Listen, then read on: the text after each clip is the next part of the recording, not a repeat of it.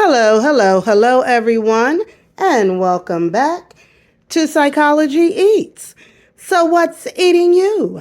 Hello, everyone, and welcome to the channel. I hope this video finds you in great mental health. If this is your first time visiting this channel, welcome. I am a reaction channel and I do reactions on what is trending or basically whatever I feel like doing reactions on.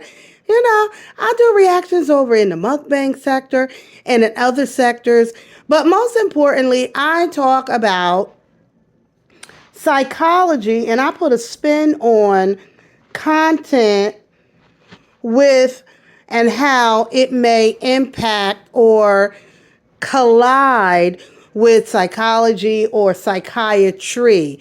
And so, what has been trending all over the news, all over social media, is this young man. I probably have him on the you're looking at him now on the camera, on the screen. I'm sorry. And this young man is alleged to have murdered the CEO of a healthcare company. Now, we don't know all of the details. The FBI, the CIA, local law enforcement are giving us, little by little details about the alleged murderer and a little background on the CEO. And initially, when I heard his story, this kid's story, in my head, I was already like, oh, okay. I heard wealthy family. Once we knew who he was, and we found out, or we're finding out that he stalked this CEO, that he began to, really direct all of his rage and anger toward this particular CEO of this pharmaceutical or healthcare company. And so this video is not going to take long, as far as what my analysis is of what I believe pretty much is what happened. So this kid came from a very wealthy family, from what we are now being told. And it sounds like he has been estranged from his family, that somewhere in over the last couple of years. Now, at the time I'm making this video, the only thing that I know is that from what we know, he's had some back injury. So me working in the field of mental health for many years, over 30 years, working with many people who have had chronic pain injuries, chronic pain, and getting treatment for chronic pain, which usually in the United States leads us down the road of opiate use, and for a lot of people, opiate addiction. And so my hypothesis is that in most cases, this young kid probably ended up allegedly on opiates.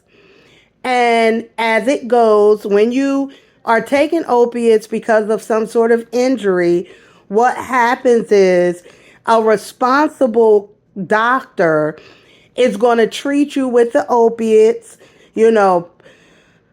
Percocets, whatever they're treating you with in the family of opiates. And then after some time, they're going to cut you off from the opiates. Your injury will heal. But what happens is, for a lot of people, unfortunately, they become addicted. And when you can't get your opiates through your medical provider, people end up going to the streets for heroin. This kid came from a wealthy family.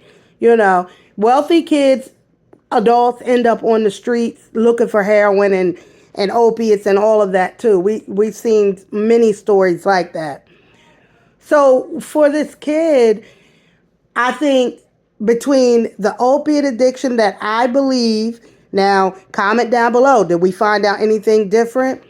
If he had this opiate addiction coupled with a personality disorder of some sort of anti-personality disorder, borderline personality disorder, something else going on as far as mental health is concerned, untreated, unstable, now, and possibly a genius where he was able to put together a plan like he did.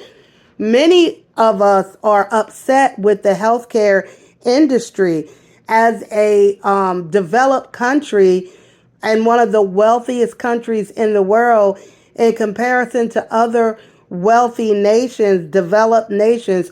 We have the worst health care system, the worst health care system. Our citizens die every day because of a lack of health care, that people do not have access to health care because they can't afford it, right? They don't have health insurance. We know that. And so what has happened is that people are using him and saying, like, he was standing up for the people. This kid, to me, it doesn't sound like that was his story. It doesn't. He came from a wealthy family. He had access to health care. So we know because of President Obama, who put into law that our children could have access to their parents' health care up until 26 years old. He had health care through his family, through his parents. And even after that, because they were wealthy, they could buy Obamacare. They could buy health care for their kid. If this kid was still in their life, we don't know all the backstory. But my opinion, this is my opinion, what it sounds like to me as a professional in the field of mental health, it sounds like to me, and this is me not listening to every story. I haven't been on CNN, haven't been on Fox, haven't been on the local news. I haven't listened to every story. I've listened to enough for me, believe that this kid had an opiate addiction, allegedly. And as a result of that addiction or that dependence, coupled with some sort of personality disorder, in his mind, focused on that CEO. Because listen, if I'm pissed off at the healthcare industry, at the healthcare, it was the blame is not on that CEO. I gotta say, the blame was not on that CEO. That CEO did not create this ridiculous system of healthcare that we have in this country. That man did not create it, and that man it's not the fault of that particular CEO that it continues to be this way. It's just not. It goes all the way through legislation, and it's a whole bunch of people that is the blame as to why American people can't afford their medications, why certain, treatments are you can't get because you don't have the money or you don't have the proper insurance, or insurance is going to turn. Like, it is so many reasons why we should all be pissed off at the healthcare industry in this country. But to blame one man, one CEO, that was a job that he didn't create this. But because this kid put the focus and the blame on him and then stalked this man and shot him like a dog in the street, I could never believe that that will give anybody the right to do that. I believe this kid, like I said, and I'll say it again, I believe it was an addiction, an opiate addiction, coupled with his personality disorder. And you put those two things together, and the fact this kid was no dummy and he had access to money was very dangerous combination. And that is what led to this man's murder. Also, when we find out more about the family and what did the family, what is the family going to tell us? At the time that I'm doing this video, I think the family did make a statement, but I guarantee allegedly that the family has tried to get that kid help. Allegedly, maybe. I'm just, in a lot of cases, when you have a child or a family member who you know is going through situations in their life, mental health, and they're declining and they're decompensating, and you take them to the hospital, you go to psychiatrists, you do all of these things to try to get them help. In our country, and it's not easy. An adult can deny themselves treatment.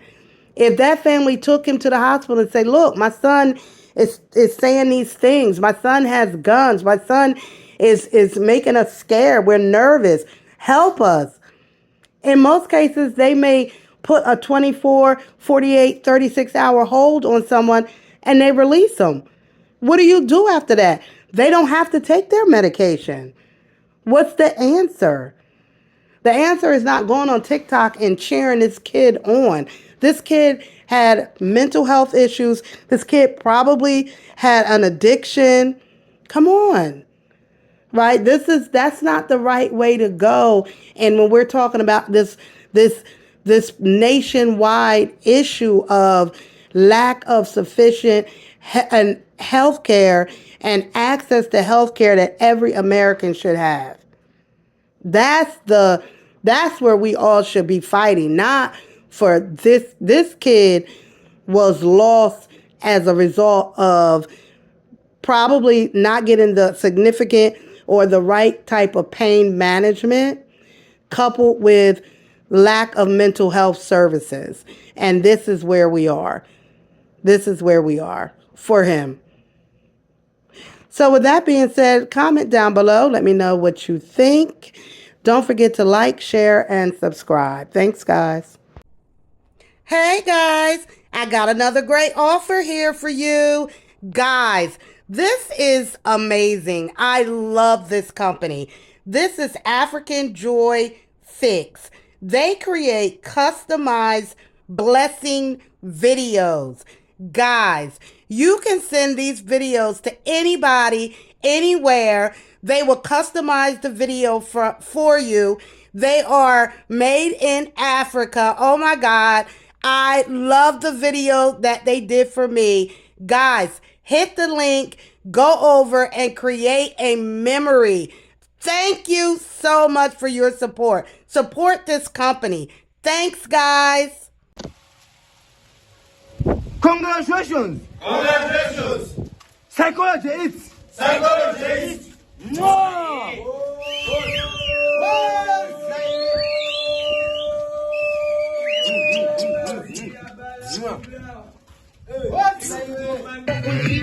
커피 한 잔의 여유를 아는 품격 있는 여자 마음이 오면 심장이 어려워지는 여자 있는 여자 낮에는 너만